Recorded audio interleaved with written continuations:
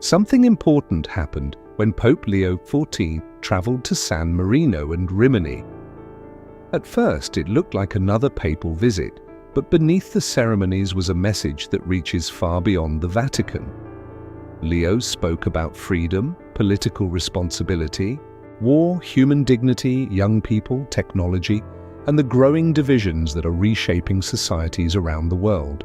And when those messages are placed together, they reveal something important about the direction of his pontificate. Leo XIV is increasingly asking one fundamental question. What happens to a society when power becomes more important than people? On August 22, 2026, Pope Leo XIV visited San Marino and Rimini. In San Marino, he met with the country's civil authorities and reflected on its long history of liberty and republican government. But Leo did not describe freedom simply as the ability to do whatever we want. He connected freedom with responsibility and human dignity. His message was that genuine freedom must recognize the dignity of every person and serve the common good. That is why he presented San Marino as a possible laboratory of good politics. The idea was simple but demanding. Political life should not exist merely to protect power. It should serve people, promote social justice, encourage solidarity, and protect human dignity. And this is where the significance of the visit becomes much larger than San Marino itself. Across the Western world, freedom is one of the most powerful political ideals. But freedom can mean very different things. For some, it means maximum individual independence. For others, it means the freedom to participate in society and live with dignity. Leo's message suggests that freedom without responsibility can eventually become another form of domination. A society can speak constantly about liberty while still allowing people to become isolated, ignored, or treated as disposable. From San Marino, Leo traveled to Rimini, where his message became even more direct. There, he addressed the 47th meeting for friendship among peoples. He spoke about a world marked by war, polarization, inequality, fear, and confrontation, but he did not tell Christians to withdraw from that world. He called them to enter it.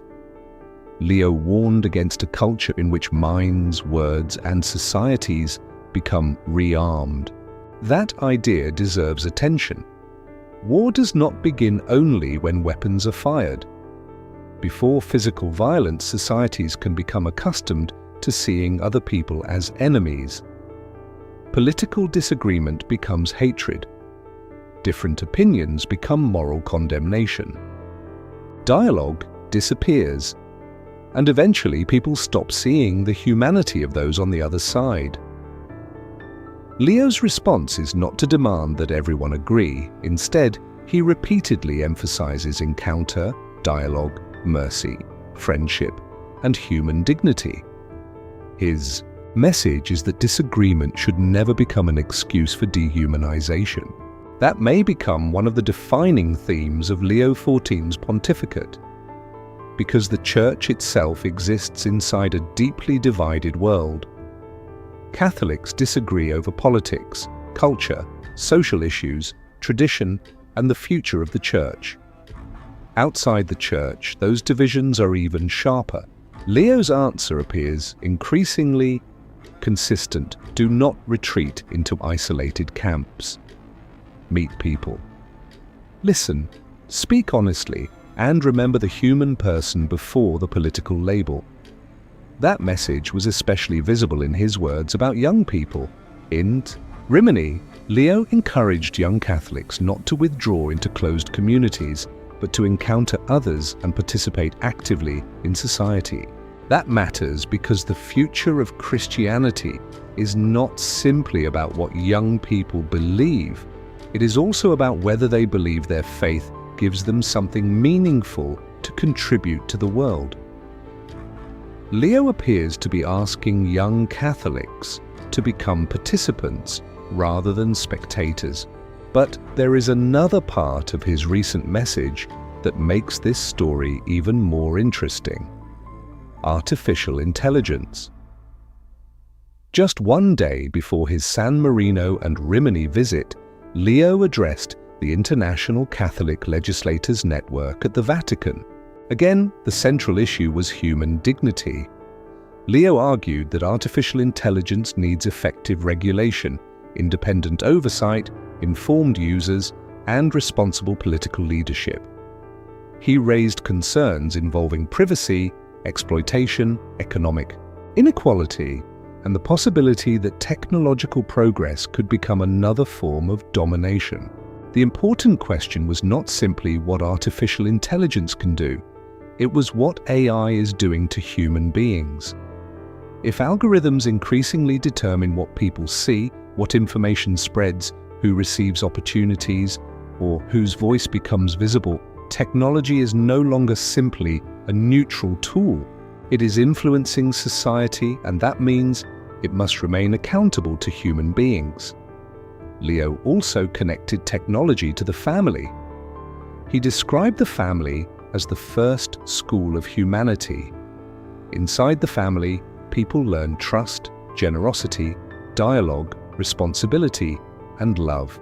That idea connects directly to his message about politics and peace. Whether Leo is discussing artificial intelligence, war, politics, or young people, he keeps returning to the same principle. Does the system serve the person, or does the person eventually become a servant of the system? That question goes far beyond Catholicism. It applies to governments, businesses, technology companies, political movements, religious institutions, and ordinary communities. Every society eventually has to decide what matters most: power, profit, ideology, efficiency, or the dignity of the human person. Leo's answer is becoming increasingly clear. The person must come first. That message was also visible on August 24th when Leo met members of the Marcedato Federation, a Spanish organization supporting people with intellectual disabilities and cerebral palsy.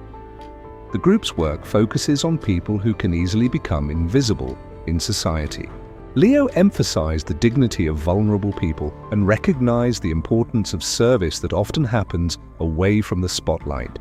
And once again, the same principle appeared. Human dignity is not an abstract idea. It is found in real people, especially people who are easy for society to overlook. That is where the different pieces of Leo's recent activity begin to fit together. When he talks about war, he is talking about people. When he talks about politics, he is talking about people. When he talks about artificial intelligence, he is talking about people. When he talks about young Catholics, he is talking about the kind of people they may become. And when he talks about disability and vulnerability, he is asking society to see people who might otherwise remain unseen. This may be the deeper story behind Leo XIV's recent messages. He is not simply speaking about peace, he is developing a broader understanding of what peace requires. Peace is not merely the absence of war, it requires relationships. It requires institutions that serve rather than dominate. It requires political systems that respect human dignity. It requires technology that remains accountable. And it requires people willing to encounter those with whom they disagree. That message is particularly relevant in societies where political polarization has become a defining feature of public life. Leo is not giving a political party a campaign program. He is challenging the culture surrounding political disagreement. You can hold strong convictions without treating everyone who disagrees with you as an enemy. You can defend moral principles without losing compassion. You can pursue political goals without forgetting the person standing on the other side. And you can embrace technological progress without assuming that everything technologically possible is automatically good. That is a much harder message than simply saying, be peaceful, because it places responsibility on ordinary people. It asks what we say, how we argue, how we use technology, how we treat vulnerable people, and whether our communities actually reflect the values we claim to believe. there is also a larger historical context. Leo XIV's pontificate began in May 2025, and his recent activities are providing increasingly clear clues about the direction he wants to take the Church. His 2026 schedule has included visits and major events centered on peace, human dignity, social responsibility, and encounter. And his next major international journey is scheduled for September 25 through 28, when he will travel to France, including Paris, UNESCO, Lourdes, and Metz carries its own symbolism. It is a historic border city whose past is connected with conflict and changing national boundaries. Today, it represents cooperation between peoples who were once divided by war. That fits closely with the message Leo has been repeating. Reconciliation is not weakness, dialogue is not surrender, and peace is not achieved by pretending differences do not exist. It is achieved by finding a way to live with differences without allowing them to destroy human relationships. So is Leo XIV building his pontificate around one political agenda? The evidence suggests something broader. He appears to be developing a moral framework in which peace, human dignity, family, technology, politics, poverty, and Christian witness are connected. And that may be why his words in Rimini matter so much. The challenge was not only directed at politicians, it was not only directed at Catholics, it was a challenge to anyone living in a society where people increasingly struggle to speak to one another. The world does not need everyone to agree, but it does need people to remember that disagreement does not erase human dignity. That may be the most important message to take from Pope Leo XIV's latest developments. He is not asking the world to become less serious about its differences. He is asking the world to become more serious about the humanity of the people on the other side of those differences. And that is a difficult standard. It cannot be solved by one speech, one law, one election, or one papal visit. It begins in the places where human relationships actually happen: families, churches, schools, communities, workplaces, and public institutions. That is why Leo's message about the family as the first school of humanity fits so closely with his message about politics and peace. The future is not shaped only in parliaments or Vatican offices. It is shaped wherever people learn how to treat one another. And perhaps that is the real significance of what happened in San Marino and Rimini. The Pope was not simply talking about the problems of the world. He was pointing toward the kind of people he believes are capable of changing them, people willing to listen, people willing to serve, people willing to defend human dignity, people willing to cross divisions without surrendering their convictions, and people willing to see another human being before they see an opponent. As Pope Leo XIV prepares for his upcoming journey to France, those ideas may become even more important, because in a world increasingly defined by conflict, technology, political polarization, and uncertainty, one question is becoming harder to avoid. Can humanity become more powerful without becoming less human?